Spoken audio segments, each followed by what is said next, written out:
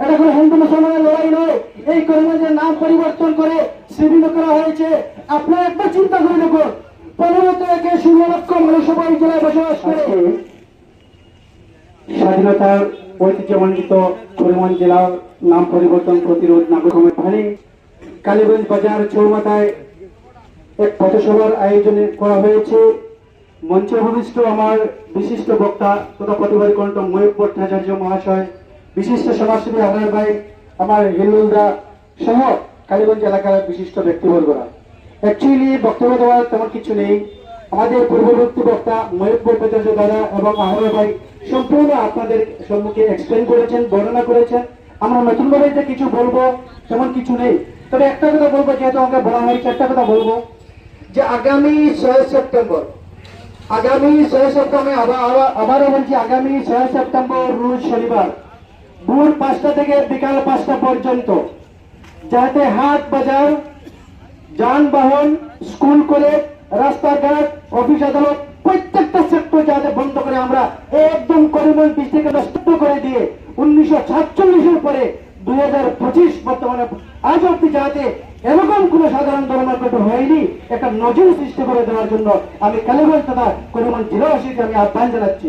তৎসঙ্গে একটা কথা বলতে চাই, আপনারা দেখুন যুগ যুগ ধরে এই করিমগঞ্জ জেলার মানুষ পাঁচটা বিধায়ক নির্বাচিত করে, একজন সাংসদ নির্বাচিত করে আমরা সরকার বানিয়ে থাকি। কিন্তু আজকে করিমগঞ্জ জেলায় 15 থেকে 16 লক্ষ মানুষের বসবাস। সেই 15 থেকে 16 লক্ষ মানুষের মতামত তোয়াক্কা না করে একটা সরকার, আমাদের প্রত্যক্ষ ভোটে একটা সরকার নির্বাচিত হয়েছে। সেই সরকার মাননীয় মুখ্যমন্ত্রী মহোদয় শ্রীযুক্ত হেমন্ত বিশ্ব শর্মা মহোদয়, উনি ক্যাবিনেট করে 5 মিনিটে আমাদের 250 বছরের ইতিহাস মুছে দিয়েছেন। সেটা আমরা কখনো মেনে নিতে পারি না, মানছি না, এবং অদূর ভবিষ্যতে মানব না। আপনারা মনে করবেন না, আমার পূর্ববর্তী বক্তা ময়ূর ভট্টাচার্য মহাশয় বলেছেন, আপনারা মনে করবেন না এখানে কোনো হিন্দু মুসলমানের কোনো লড়াই চলছে। এটা কোনো হিন্দু মুসলমানের লড়াই নয়। এই করিমগঞ্জের নাম পরিবর্তন করে শ্রীবৃন্দ করা হয়েছে। আপনারা একবার চিন্তা করে দেখুন, 15 থেকে 16 লক্ষ মানুষ এই জেলায় বসবাস করে। কে দাবি দিয়েছিল? কোন সংস্থা দাবি দিয়েছিল?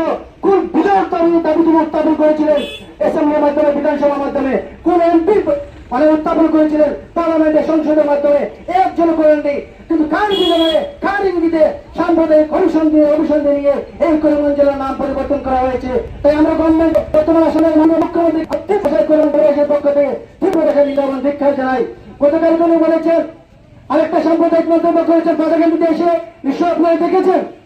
আমরা কি বলবো, একজন মুখ্যমন্ত্রী একটা রাজার চেয়ারে বসে প্রজাদের সম্মুখে বিশেষ করে ধর্মীয় সংখ্যালঘু মানুষদেরকে টার্গেট করে, আইডেন্টিফাই করে যেভাবে জুলুম, অত্যাচার, অবিচার, ইনহিউম্যান ইভিকশন, অমানবিক উচ্ছেদ যেভাবে চালিয়ে যাচ্ছেন, আর কি বলবো কোনো ভাষা নেই। যার কারণে আজকে চেয়ে দেখুন এমন এক পরিবেশ সৃষ্টি হয়েছে, বিশেষ করে বরাকচুতা আসাম রাজ্যে। আজকে ময়ূর ভট্টাচার্য মানুষ থাকার কারণে, আজকে হিন্দু দত্ত মহাশয় মানুষ থাকার কারণে, আজকে অনাংশু ভট্টাচার্য বা অন্যান্য যারা আজকে এই প্রতিরোধ নাগরিক কমিটির নেতৃত্ব দিচ্ছেন, ওদের কারণে আমি মনে করি আজকে আমরা ভারতের মুসলমান মানুষ আজকে শান্তিতে বসবাস করছি।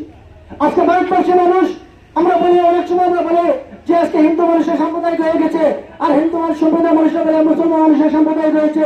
টোটালি ভুল কথা। যেদিন 51 হিন্দু সম্প্রদায়ের মানুষ সাম্প্রদায়িক হয়ে যাবে, সেই দিন আমরা ভারতবর্ষে থাকতে পারবো না। যার কারণে আমরা এখনো ভারতবর্ষে সুন্দরভাবে শান্তিতে আমরা বসবাস করছি।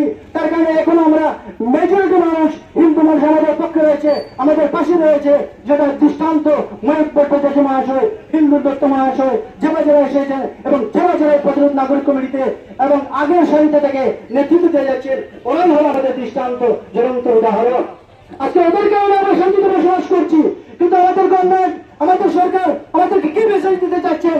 রোজ সকালে দুপুরে বিকালে রাত্রে একটা বাইক করে প্রেস রিলিজ করে যে বলে সাম্প্রদায়িক মতামত দিয়ে যাচ্ছেন, এটা কি ধরনের ব্যাপার?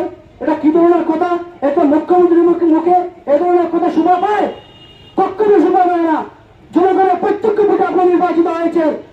এই দেশ একটা স্বাধীন দেশ, এই দেশ একটা গণতান্ত্রিক দেশ, এই দেশে কোনো অবস্থায় আপনি সাম্প্রদায়িক কমিশন নিয়ে কথা বলতে পারেন না। আজকে কোনো জেলাবাসীর পক্ষ থেকে আমরা বিশেষ করে কালীগঞ্জ এলাকার পক্ষ থেকে আপনাকে আমরা তীব্র নিন্দা এবং ধিক্কার জানাই।